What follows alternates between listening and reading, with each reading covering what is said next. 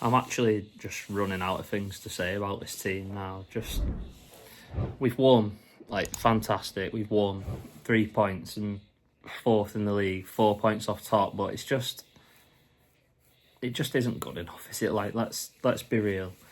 I think if everyone's honest, no one's gonna come off there today and say they enjoyed that. It was turgid again. It was awful, actually. Like, I was sat there and, like, I was bored. I was just bored out my skull watching it.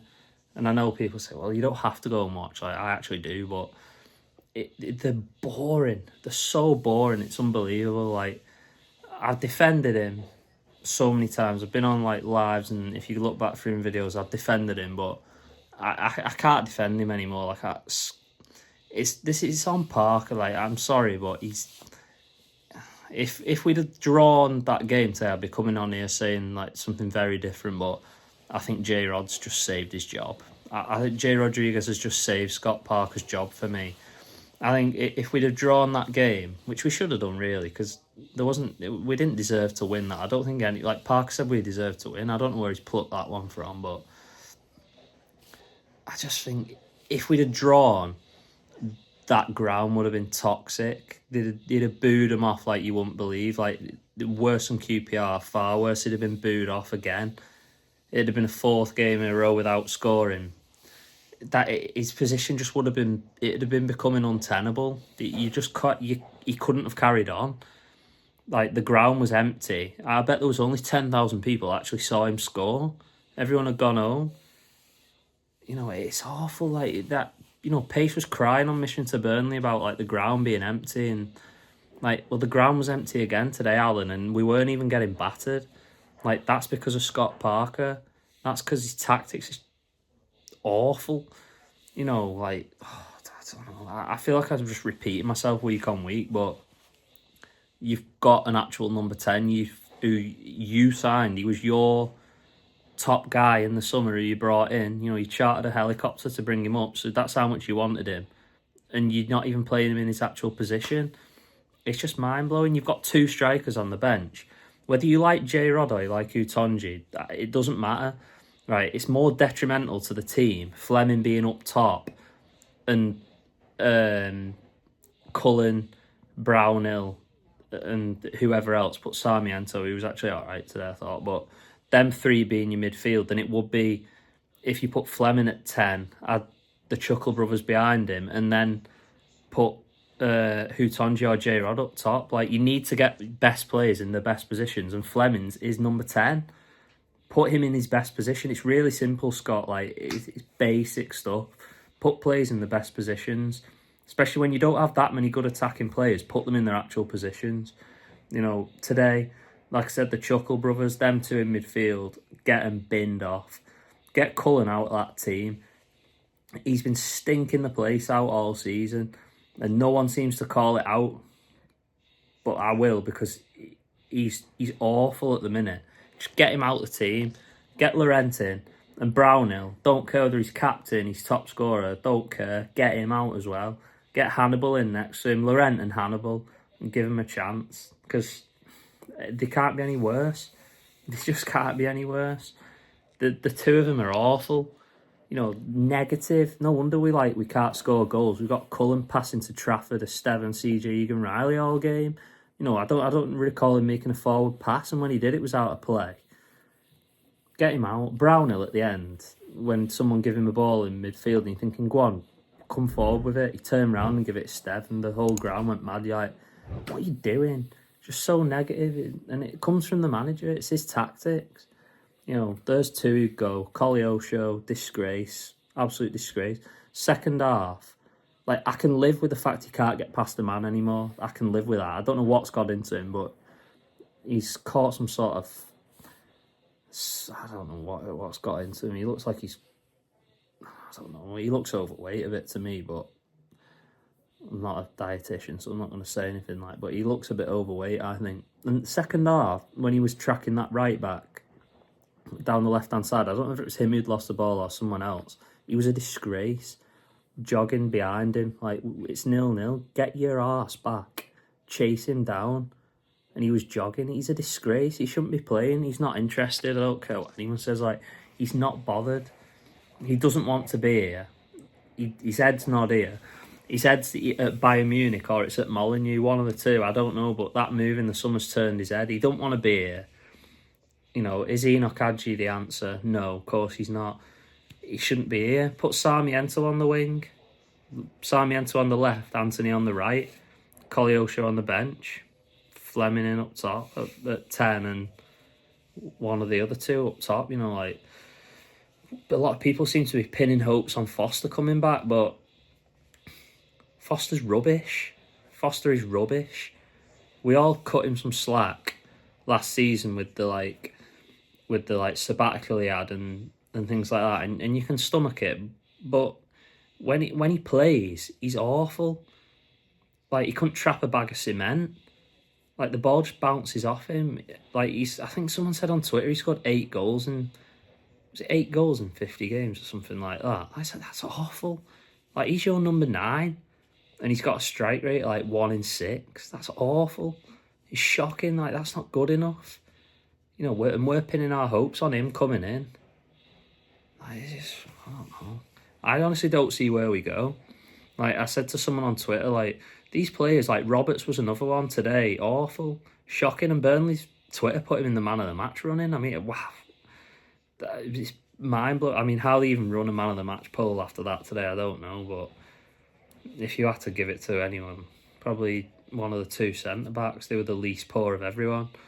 But, you know, Roberts, Brownhill, Cullen, Koleosho, who like I've just talked about here, these were good players under company.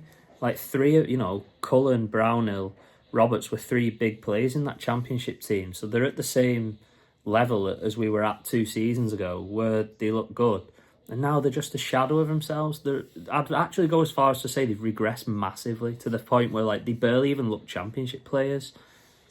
And I think Parker's just coaching the individuality out of all these players. Like, they're drained. I look at some of them and I don't think they even care. Like, I watched Roberts take a throw in added time, like not long off added time, and the ref's telling him to get back, and he's not doing it. And you're like, Connor, it's 0-0. We need to win. Just get the ball on the pitch. And he's farting about, like I said about Koleosho not tracking back. Some of these lads aren't interested. Like, I don't know. I honestly don't see where we go from here. I don't know how much longer you say, oh, well, things will get better, but they're not. Like, if we were in end of September, like, it's very, very similar to like Portsmouth game, I suppose, and the fact that, like, you scored late on. And after that, everyone said, well, it's early, we'll get better. But it's now not early. We've played 15 games. Like, it's not... We're like a third through the season, I think, near enough. So, it's not early in the season. Like, all right, we're 4 points off top. But can anyone honestly sit here and say, like, we're as good as Sheffield United at this current moment? No, because we're not. Are we as good as Leeds? No, we're not. Are we as good as Sunderland? No, we're not. So, like, we're way off it. Like, I'm not saying at the end of the season we'll finish below all 3 of them teams. We might click. I don't know. I think we will? No. But we could. But right now, I just don't see how it gets any better. I don't see how it gets any better. You know, I spoke to a guy at half-time today. He come and found me. I think his name was Lee, Welsh guy. Like, he watches the channel. Nice guy. And, like, we were saying at half-time, like, I just don't see, like, it's just turgid. And it's every week it's turgid. It's not just today. It weren't just last week. Like, it's been turgid for, like, since Leeds. Since Leeds was probably the last good performance we put in. So, when was that? It's 2 months. 2 months we've been turning just turgid performances every single time. You know, like, all the happy clappers on Thursday, like, oh, we played well. Like, no, we didn't play well. We just played less.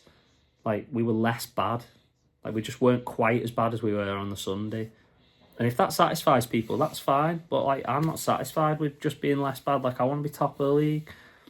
You know, I don't want to be needing a penalty to beat Swansea at home. Like, with all due respect to Swansea, like, big club, been in the Prem and stuff like that. But, you know, we've just come out of the Prem. Like, we shouldn't be struggling the way we did at home to these teams. Like, it's not even just Swansea. Like, it's Oxford, it's Preston, it's Hull.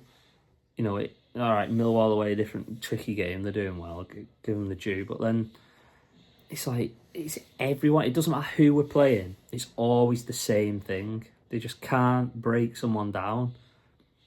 Like, you keep saying, all the focus on the training pitch is on attacking. But that's great. Do everything on the training pitch attacking, but you're not doing it on Saturday when it matters because you're not picking the right team. It's basic. I don't have any coaching badges because I can see it. Like, everyone can see it. Everyone's saying the same thing. This guy's got a pro license and he can't see it. It's like, you know, we've all been in football long enough, and we've all watched football long enough in some circumstances to like understand what's going wrong. But he hasn't. He can't see it. He's played at the top level. He's played better level than us all, and he can't see it. Like, I don't know. I don't see how it gets any better. Mark Robbins is on the market. If you ask me tonight, would I be tempted? I'd probably say yeah. I probably would say yeah. If Rude come available, would I be tempted? Yeah. That's how bad it's got. I don't see how it gets better. We can keep saying like, oh, it'll take time to click like it's new. He's the master of his own downfall. He's had the rug pulled from under him in the summer, yes, so I do feel sorry for him. But with what he's got, he's picking the complete wrong team. His tactics are awful. We couldn't, like, if we fell in a barrel of tits, we come out sucking a thumb. That's how bad we are at the minute. Like, they couldn't score in a drug den. They're awful. And I just don't see how it changes. So for me, he's had a stay of execution today. J Rod's, he should be buying him pints all night because he's just saved his job. How much longer it lasts, I don't know. But for me, he's probably got, at best, he's probably got 3 more games at best to prove something can change, because it can't carry on into December. It just can't, because you'll be out the race, you'll be out of touch, and by that point, if he goes into January and you give him more money, then you've got to back him even further. So if things aren't going to change, you've just got to do it now. And unfortunately, football's cutthroat. You don't get time anymore. So for me, he's got a few more games at best, at absolute best. And if they'd have drawn, I'd have been saying they should have sacked him tonight, but the penalties bailed him out. So let's see what happens.